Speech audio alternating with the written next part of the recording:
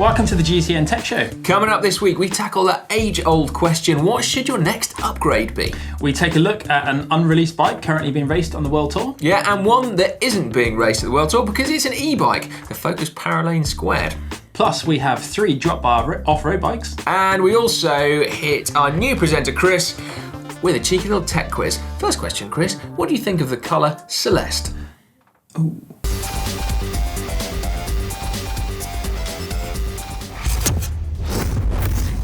Right, before we get on to what is hot in the world of tech this week, let's have a quick introduction to one of our new presenters. This is Chris Opie, a pro bike racer until pretty much last week, I guess. Although there is no assurance that you know your way around a bike. So let's establish that quite quickly. Chris, are you fussy about bike setup? Yeah, you know what? I am particularly fussy. Yeah? I like my brakes to be wound right in on the reach adjust, and I like the pads not to contact the rim until pretty much the lever's hitting the bar. Really? Loads Nice. of movement. I like that. Never going to rub a rim on the brake pads. I also like my saddle to be ever so slightly tilted down at the front. Yeah? 750 millimeters from centre of the bottom bracket to the centre of the saddle. I like my bars to be as low as possible. Stem, well, pretty much as long as possible, but Proper pro bike racer. That'll change, mate, in a few weeks as you begin to retire more and more. Right then, what about your favourite piece of tech? now I'm torn on this one. It's quite tricky actually.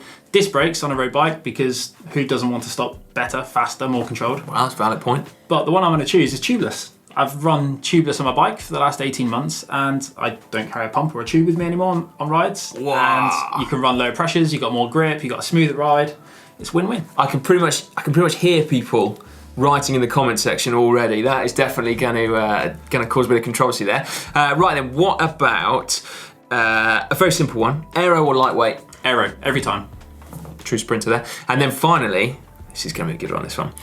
What is the coolest bike of all time?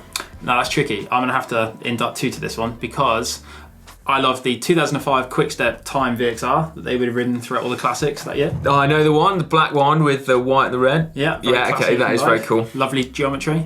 Or, and for me, this is probably the one I'd choose, the 1998 Bianchi that Pantani rode to the Giro and Tour double that year. Interesting. Yeah, that is a very cool bike. But what colour is it, Chris? It's yellow, but predominantly Celeste. Good choices there, Chris. I think a lot of people probably nodding in agreement as well. We have one more chance to check out Chris's tech credentials, because you're inducting a product onto the Wall of Fame as well, which I'm particularly excited about. So stay tuned for that one. A little retro edition from 15 years ago. But before that, from retro tech to future tech.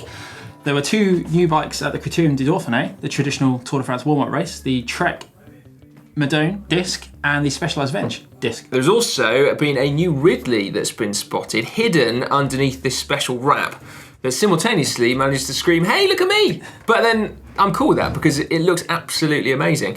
Now, just like the Trek and the Specialized, this too has an integrated one-piece bar and stem with all the cabling seemingly hidden away in there. So the whole thing looks super neat and presumably pretty aero. Yeah, they've also updated the forks as well. Yeah. Also more aero.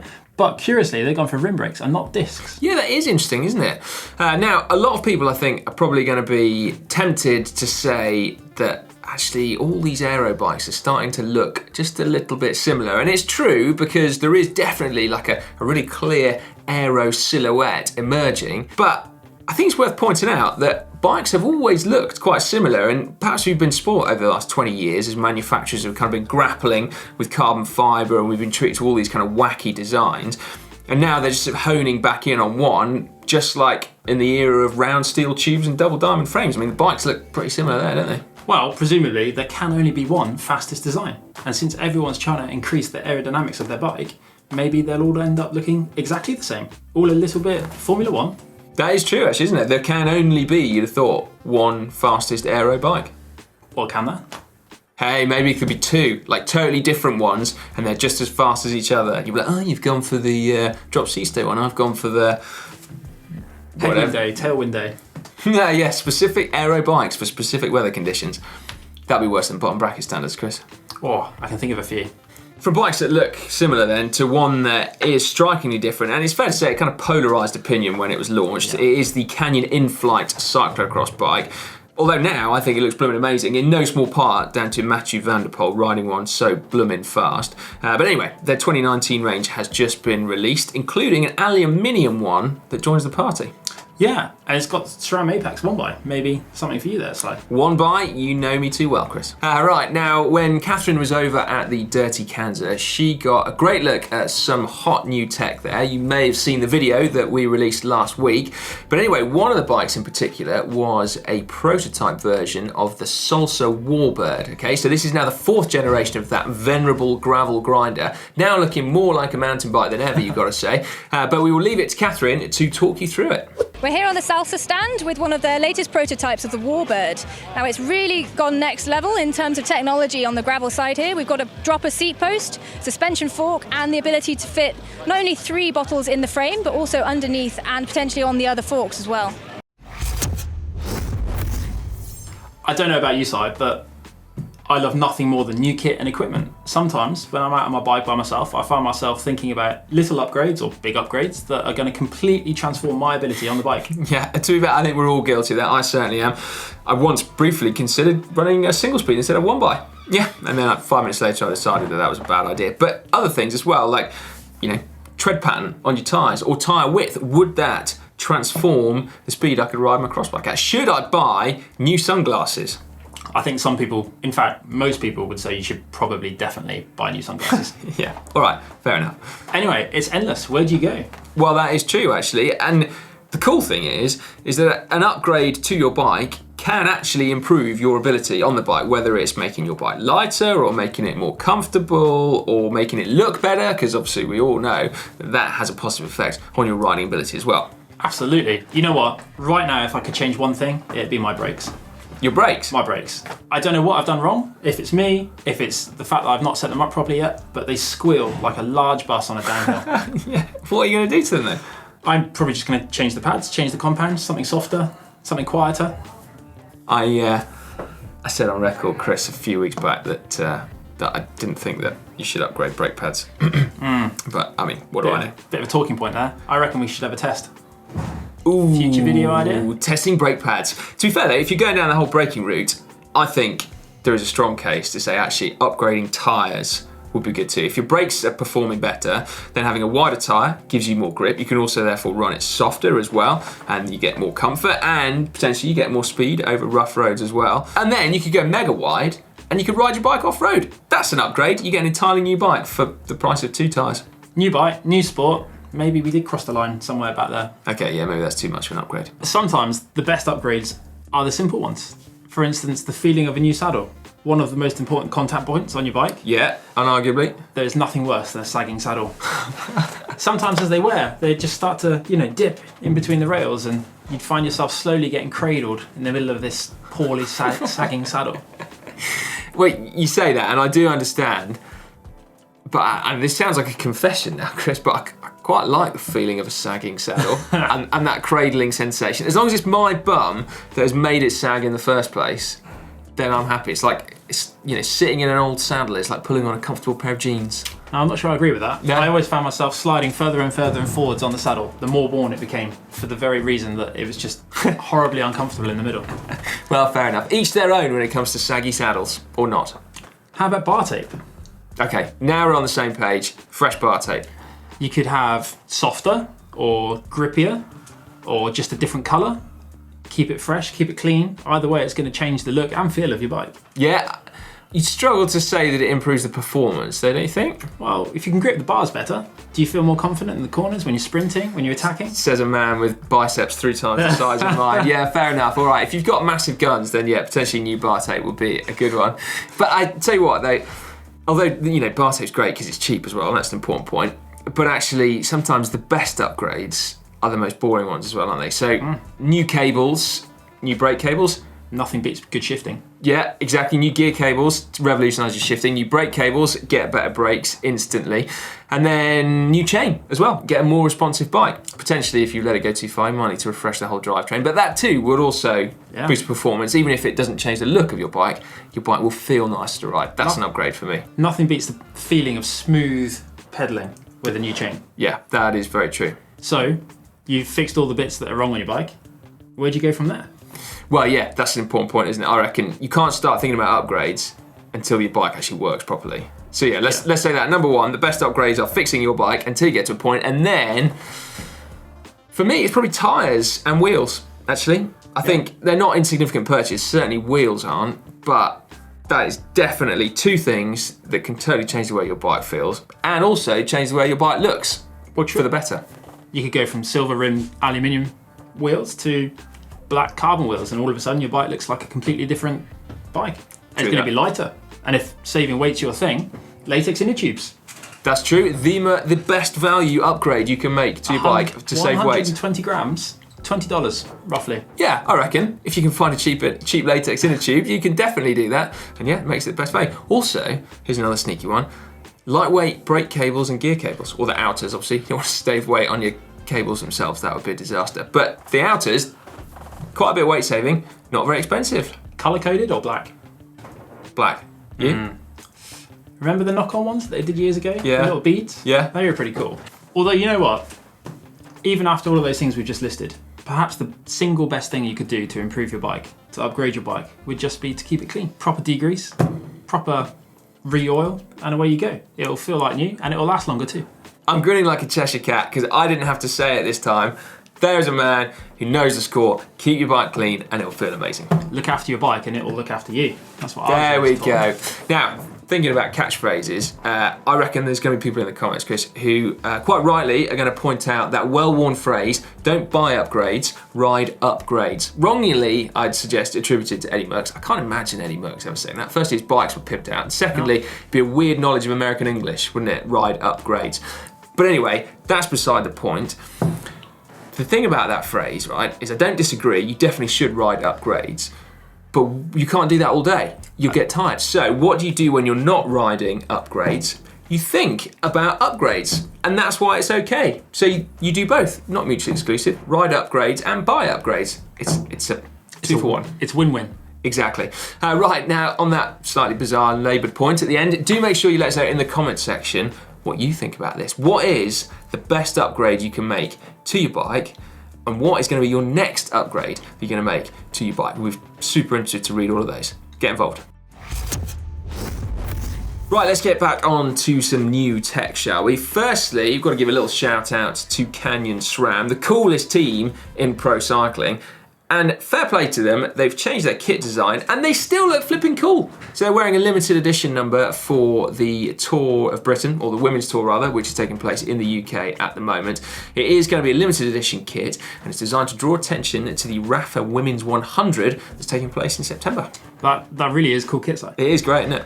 And sticking with Rapha and cool kit, if we can for a second, they've recently released a Criterium clothing, which is an iridescent oil slick colour.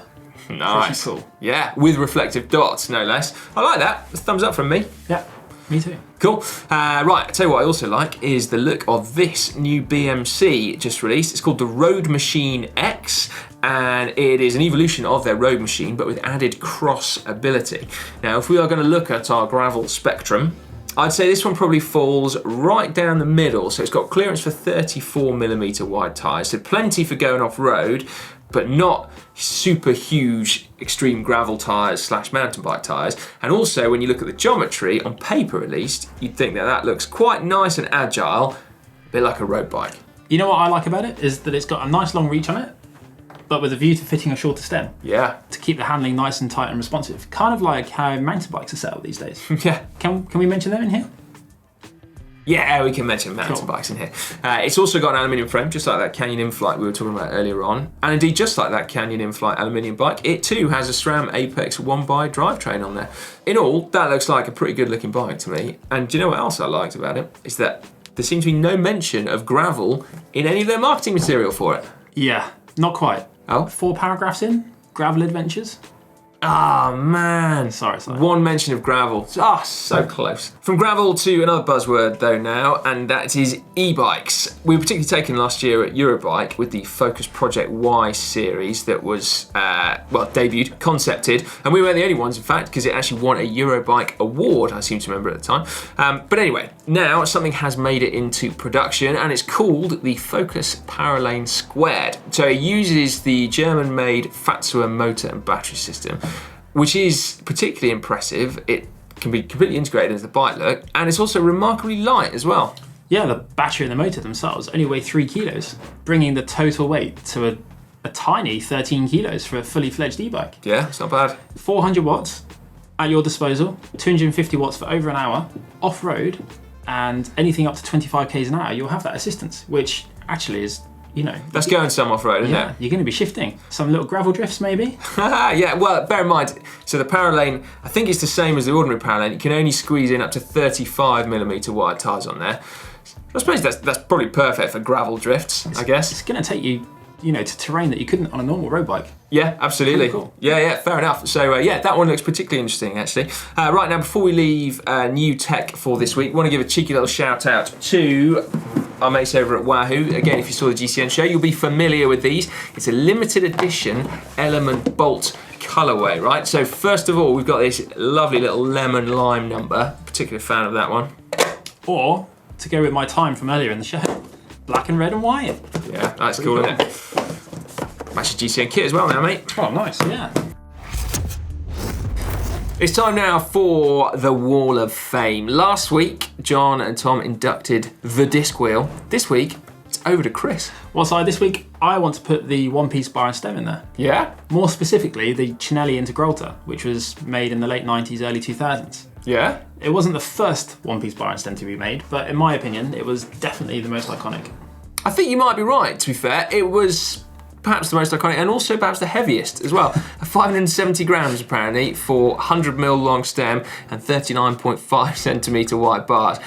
So no lightweight, and it looks quite, well, it looks like something you might find in a rally car at best and perhaps on the back of a tractor at worst. But nevertheless, there's some kind of beauty in the functionality of that bit of kit, isn't there? It was a bit over-engineered, wasn't it, for a bar and stem? Well, yeah. And unlike these from Brick Lane Bikes, they were also available in silver, which is perhaps a little more fitting with the era from which they're from. Yeah, the era of 1-inch steer tubes and dodgy internal cable routing.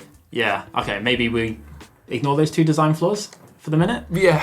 Cinelli also introduced a slightly questionable stem sticker at some point for those that really wanted to liven up their cockpit. Like a Mario Cipollini, I guess. Yeah, just like that, really. Yeah. Bars were first produced in the late 1990s and kind of disappeared quite quietly in the early 2000s. Yeah, but single piece bars and stems, I mean, they have come a long way since then. They're gathering popularity. Certainly a lot lighter. You're looking at what, like 300 and something grams for a similar size bar and stem? Pretty much half the weight these days. Yeah, and so many different designs and shapes and sizes. There is something for everyone. I used to shy away from one pieces, thinking that I actually liked the adjustment of two piece, and now I think they're great. Genuinely, I think they're amazing. One piece is stiffer, it's lighter, and I think it actually looks better. I think it looks better. Yeah, on the right kind of bike, on like a carbon bike, basically. Yeah, on an aero bike. Yeah. All good trends had to start somewhere. They did indeed. And this one started with those. There we go then, Cinelli Integraltas onto the GCN Wall of Fame. That was a good one. Make sure you get involved in the comments. Obviously, we value your input onto the Wall of Fame. In fact, we'd rather you suggest them. But anyway, get involved in the comments and tell us what you think needs to go up next week. Right then, you ready for the results for Bike of the Week? This is that point in the show. Are you about to drum roll? I was going to drum roll, yeah. I thought it was like an appropriate announcement. Well, it probably is actually. So last week, we asked you to choose which one you prefer. The new Trek Madon, we think it's a Madon, obviously it hasn't been released yet, versus the new Specialized Venge, we think it's a Venge, it hasn't been released yet. Now, drum rolling, you ready, mate? The winner, 55% of the vote, is the Trek. Hey. There we go. So yeah, clearly that mega down tube decal, the red, is what's winning people over. So. And the discs, definitely. Well, yeah, but then the Specialized got discs too. Well, that's a good point. Yeah, so it's the paint job. No, both of them mega bikes. Personally, I'd have gone for the Trek actually. I think I would too. It's just got, the big tubes, big stickers. That's what everyone wants. Yeah, that's a bling looking bike. Right then, what are we voting on this week, Chris? This week we've got the Canyon Inflight versus the BMC Road Machine X. Nice. So two actually relatively reasonably priced bikes for once up to vote between. Both aluminium frames, both SRAM Apex 1x with discs. Which one's it going to be? Pretty versatile bikes too. Yeah, absolutely. It's that time of the week again where we go to the bike vault. You've submitted your pictures and we give them a super nice and a ring of the bell, or a nice. It's not a thumbs down, mate. It's not. It's still a nice. But anyway, right, come on then, who's up first? First off, we've got Rami from Vancouver, Canada. He submitted us his 2015 Felt AR FRD with some pretty sweet components, in his opinion. Well, I think in my opinion too, actually, mate. Look at that. Yeah. So we've got SRAM. Is that ETAP? No, hang on a minute. Whoa, wait a minute. Dura-Ace, right? Oh, hang on a minute. Yeah, he's got Dura-Ace, but that's a SRAM red chain set. Power meter. Ah, okay. Laying down some serious watts in Vancouver. That looks like one tasty race bike as well. It does. I'm sorry, I'm just like this. That whole kind of like, mix of SRAM and Shimano, which is kind of like it's making me feel a little bit uncomfortable. I mean, I love the colours personally. I like the purple decals on the wheels. I think it looks pretty cool. Deep aggressive wheels as well to go with the aero frame. I like this. I'm still struggling, mate. This is a SRAM chain set on a Dura-Ace equipped bike. It's a nice one for me, Si. A nice, not a super nice. Well, it's struggling with the mix. You are struggling too. And the bars in the background. If you got rid of the bars, that'd be a fantastic photo. Yeah, I do really love the bike. Jokes aside about mixing your group sets, I do think that's absolutely great. But you're right, it's a nice. It's so close to a super nice, but it is a nice. I'd ride it though. Yeah. And by the way, cool. He also says, because some of you might pick up on the fact that water bottle is relatively garish compared to the rest of the bike, but he's saying that it's an actual Team Sky water bottle they were kind enough to give him at Abu Dhabi, and it gives him a little bit more motivation when he rides, which I think is super cool, but not super nice. Sorry, Rami. Give it another go, mate. Give it another go. All right, next up, we've got a Swift Ultravox tie. Now, this one has a really tragic backstory, actually. Sent in by Mohammed Parak from South Africa. So we really feel for you, Mohammed. But anyway, glossing over that, this is a Swift with a very special paint job. I'm a big fan of that, and I love the build on this. So SRAM red ETAP with an absolute black chainring on there, which they look bling, don't they? That is beautiful, yeah. Yeah, Epic wheels, I think. Zip handlebars and stem. That's proper bling, that, isn't it? You know what I like the most, apart from the colours, which are a reminder to him of his wife and his son, is the no cables. It just looks so neat having that ETAP. Yeah, it does look good, doesn't it? What are we thinking? Is that a super nice or a nice?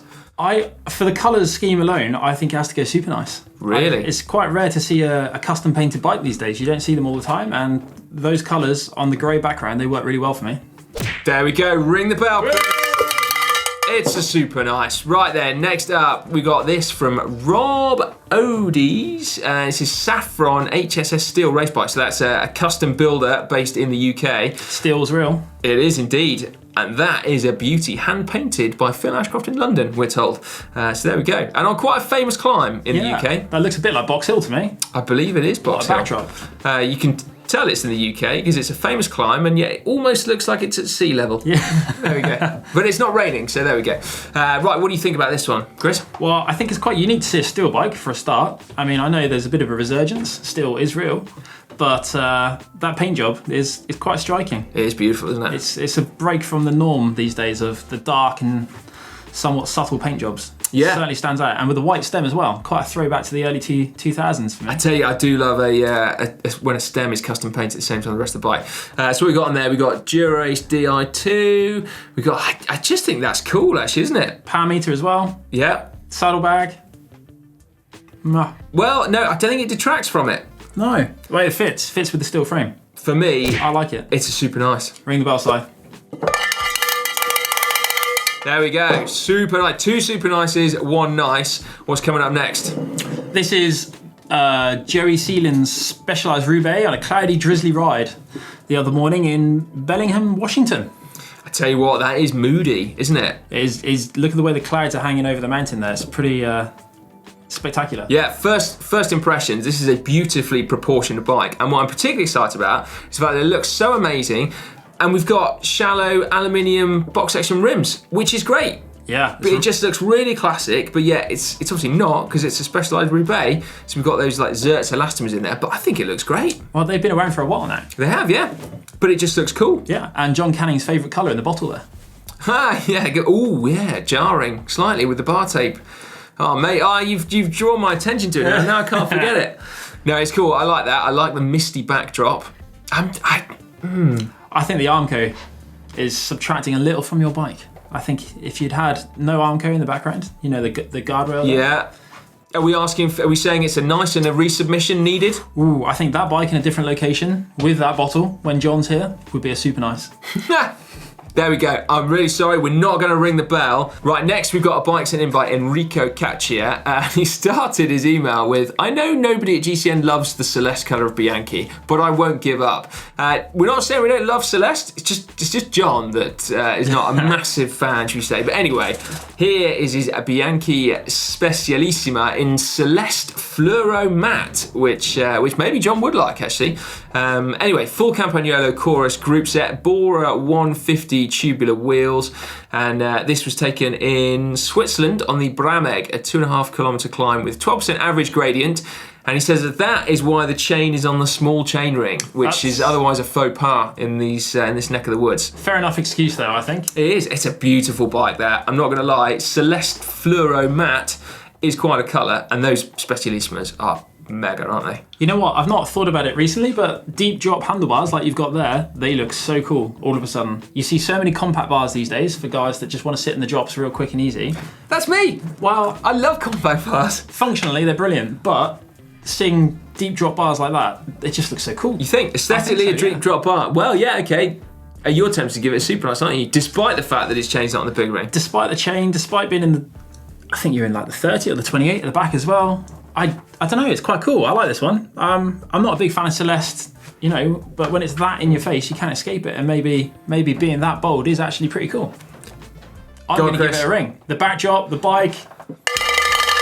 Enrico, that is a super nice. Right then, last up, we're staying in Switzerland actually. We've got this one from Fabian from Bern. Oh, I wonder. Fabian Cancellara? Do you think? Yeah, well, I mean, he's riding a Merida, so it could well be. Anyway, no, Merida Cyclocross 6000, currently with road tyres. Ultegra shifting, and I think it's a cool looking bike, and I particularly like the effort you've gone to with your photo, which looks cool as, doesn't it? You've either got on wet feet, wearing boots, or you can just swim really, really well. You're halfway through a river here. Yeah. It's top marks for effort. Yep, I think that looks proper cool, you know, and it's a great photo, and the bike looks fantastic in it. Yeah. Top marks, Fabian. You've obviously learned a lot from your time as pro. Yeah, for sure, that's a super nice. Merida Cyclocross 6000, super nice. Right, as always, thank you very much for the submissions that you sent in for Bike Vault this week. We have enjoyed going through all of them, and even if it hasn't made it onto the show, please keep trying. If you want to send us a picture, then the email address is on screen now. Well, that's pretty much it from us here this week. Do you want to tell us what's coming up on the show? I can indeed, mate. So on Saturday, we have our customary pro bike. This week, it's Jens van Rensburg's Cervelo. Then on Sunday, we've got a mega unboxing, which I'm particularly excited about. Always exciting. Very exciting, yeah. Monday's maintenance video is going to be a nice one. Back to basics, nice and simple. It's how to fit a tyre. So maybe not one for most of us here on the Tech Show, but still an important skill, and someone needs to show you how to do it in the first place. And then on Wednesday, it is Ask GC Anything. Nice. There we go. Right, thank you very much, Chris, for your first GCN Tech Show. Some cracking entries in the Wall of Fame there, and also still impressed with your coolest bikes of all time. So there we go. Undoubtedly everyone else will be as well. So yeah, big thumbs up. And if you want to watch another video right now, make sure you check out Catherine's Tech from Dirty Kanza as well. Gravel Tech. There, we said it. Thumbs up and subscribe.